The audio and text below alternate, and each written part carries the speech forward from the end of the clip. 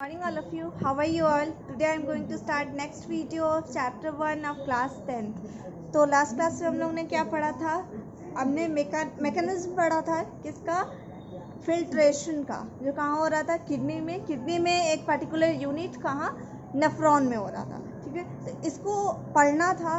Next तो यहाँ हमने क्या पढ़ा था कि large molecules like protein and blood cells cannot pass through the glomerulus capillaries. मैंने यहाँ बोला था कि इसमें क्योंकि ये कैपिलरी है, यहाँ पे डिवाइड हो गया, तो यहाँ से बड़ा मॉलिक्यूल पास नहीं कर सकता, जो छोटा है वही पास करेगा. तो यहाँ पे क्या रह जाएगा? ब्लड सेल्स रह जाएगा और बड़े बड़े प्रोटीन के मॉलिक्यूल्स रह जाएंगे.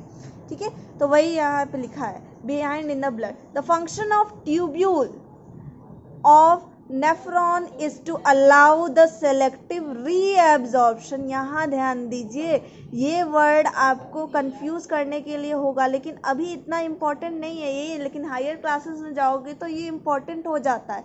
रीएब्जॉर्प्शन लिखा है यहाँ पे, एब्जॉर्प्शन नहीं लिखा है. ये रीज़न क्यों है यहाँ पे रीएब्जॉर्प्शन लिखने का? तो रीएब्जॉर्प्शन लिखने का रीज़न ये है कि आप जब डाइजेशन में आपने पढ़ा था तो वहाँ एब्जॉर्प्शन हुआ था पहला. ठीक है, वहाँ पे क्या है? स्मॉल इंटेस्टाइन से निकल के फूड कहाँ जा रहा था? आपके ब्लड में. तब जब वहाँ पे एक बार एब्जॉर्प्शन हो गया तो यहाँ पे हो रहा है, तो इसको क्या बोलेंगे? रीएब्जॉर्प्शन. इसलिए यहाँ पे लिखा है रीएब्जॉर्प्शन. और यहाँ पे एक टर्म सेलेक्टिव भी लिखा हुआ है, क्योंकि आप यहाँ ध्यान दीजिए, ये क्या है? कैपिलरी है ना, जो ट्यूब्यूल को घेरे हुआ है, चारों तरफ से सराउंड किए हुआ है.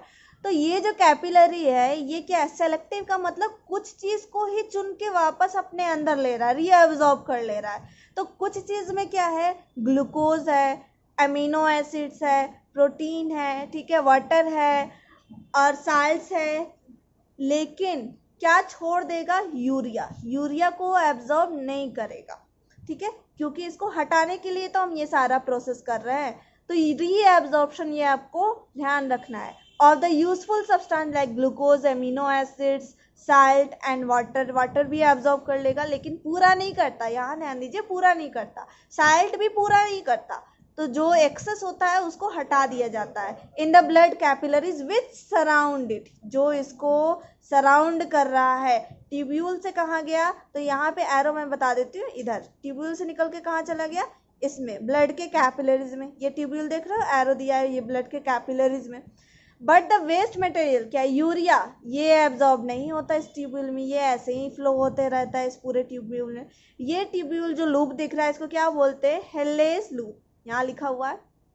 ठीक है, तो अब क्या है? It doesn't get absorb in the blood capillaries. वही मैं बता रही हूँ. वर्किंग ऑफ आपको क्या देखना है? एक्सक्रीटरी सिस्टम, जो मैं ऑलरेडी बता चुकी हूँ, लेकिन मैं फिर भी एक्सप्लेन करूँगी इसको दोबारा से. तो in order to understand working of excretory system we use a highly magnified diagram. ये क्या है? नेफ्रॉन का डायग्राम है. The dirty blood containing waste like urea. तो डर्टी ब्लड कहाँ होता है आपका? रीनल आर्टरी में. इसमें कंफ्यूजन नहीं आपको करना है, रीनल आर्टरी में डर्टी ब्लड होता है. इंटर्स द ग्लोमेरुलस. तो वो जो आर्टरी से आया, तो ग्लोमेरुलस में आर्टरी ज्वाइन हुआ, लेकिन वो अब आर्टरी के फॉर्म में नहीं रहा, वो किस फॉर्म में आ गया? कैपिलरीज में. Bunch of capillaries. ग्लोमेरुलस क्या है? Bunch of capillaries. The glomerulus filter this blood. Filter का मतलब ऐसा नहीं है कि छान दिया और यूरिया अलग हो गया और ये ब्लड अलग हो गया, ऐसा नहीं होता. उसमें एक तरीके का समझो कि होल टाइप का, जिसमें छोटा सब्सटेंस पास हो जाता है लेकिन बड़ा सब्सटेंस ऊपर ही रह जाता है. लेकिन इसमें क्या है कि इसमें यूरिया भी पास हो जाता है. ड्यूरिंग फिल्ट्रेशन द सब्सटेंसेस, ये सब सब्सटेंस क्या होता है? प्रेजेंट इन द ब्लड, जो ब्लड में है, pass into the Bowman's capsule. Bowman's capsule में चला गया. And then enter the tubule of nephron. तो वो ट्यूब्यूल में भी चला गया नेफ्रॉन. ये तो ऐसा है ना कि जैसे आप कोई चीज़ बिखेर दे रहे हो, कोई भी चीज़, इतना सारा सब्सटेंस, और उसमें से अपनी ज़रूरत का चीज़ आप निकाल ले रहे हो वापस, और जो नहीं ज़रूरत है वो ऐसे ही फ्लो हो जा रहा है, बॉडी से बाहर निकल जाएगा. When the filtrate containing useful substance as well as the waste substance passes through the tubule, then the substance like all glucose, all amino acid and most salt. यहाँ देखिए, all salt नहीं लिखा, most of the salt, क्योंकि excess होगा तो उसको absorb नहीं करेगा, सॉरी, रीअब्जॉर्ब नहीं करेगा. एंड मोस्ट वाटर, यहाँ भी मोस्ट वाटर लिखा है, सारा का सारा वाटर नहीं रीअब्जॉर्ब करता. आर रीअब्जॉर्ब, यहाँ देख रहे हो word reabsorb. into the blood through blood capillaries surrounding the tubule। तो ये हो क्या रहा है, तो ये यहाँ से देखते हैं यहाँ क्या हो रहा है। यहाँ आप देखो कि ये ट्यूब्यूल है, यहाँ पे आपका सारा चीज़ पास हो रहा है, ठीक है। अब क्या होगा, ये जो कैपिलरी है, यहाँ से रीनल आर्टरी ब्रांचेस हो गया, कैपिलरी में बदल गया, ये अभी भी कैपिलरी है, क्योंकि आप देख रहे हो इतना छोटा है तो आर्टरी तो इसको सराउंड कर ही नहीं सकता, ये कैपिलरी का ही पार्ट है।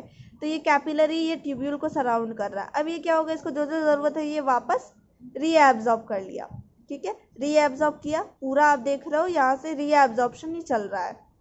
एक और बात मैं बता देती हूँ कि ज़्यादातर रीएब्जॉर्प्शन कहाँ होता है, पीसीटी में होता है, यानी प्रॉक्सिमल कॉन्वुलेटेड ट्यूब्यूल, ठीक है। और यहाँ पे मेनली क्या होता है, लूप ऑफ हेलेज में यहाँ पे आपका मेनली वाटर और मेनली इलेक्ट्रोलाइट, इलेक्ट्रोलाइट क्या है, साल्ट, ठीक है, जिसमें मेनली आता है Na+ आयन, यहाँ पे रीएब्जॉर्ब होता है। डिस्टल कॉन्वुलेटेड ट्यूब्यूल में देखो उतना नहीं होता, बहुत कम ही होता है, बहुत ही कम। तो ये यहाँ, क्योंकि ये देखो यहाँ पे आते आते ये अलग हो जाता है, क्योंकि यहाँ पे आपका रीएब्जॉर्प्शन पूरा हो जाता है यहाँ तक आते आते, ठीक है। तो यहाँ देखो all glucose, all amino acid, most salt, most water reabsorb in blood here, urea is not reabsorb, okay. Next is only the waste substance like urea, unwanted salt, excess water, वो क्या होगा, ट्यूब्यूल में ही रह जाएगा, left behind in the tubule। The liquid left behind in the tubule of nephron is urine। अब जो liquid जो tubule में बच गया, क्योंकि क्या वो लिक्विड कैसे है आप बोलोगे, क्योंकि वहाँ पे क्या है, अभी भी वाटर प्रेजेंट है, वाटर है, यूरिया है, और जो साल्ट है, जो वेस्ट साल्ट आप बोल रहे हो वो अभी वही है, तो वो क्या होगा, लिक्विड का फॉर्म ही होगा ना, तो वो लिक्विड क्या कहलाएगा, urine. The nephron carries this urine into the collecting duct. Collecting duct क्या, यूरिनरी कलेक्टिंग डक्ट या यूरिन कलेक्टिंग डक्ट भी बोलते हैं इसको।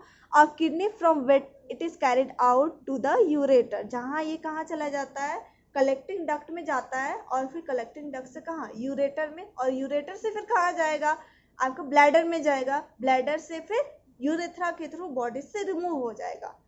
From the ureter, urine pass into the urinary bladder. Urine is stored in the bladder for some time, इसलिए मैं बोल रही थी क्या, टेम्पररी, ठीक है, टेम्पररी स्टोर्ड होता है, and ultimately passes out the body through urethra, ठीक है। तो please note, human urine content water, some salt, nitrogenous waste.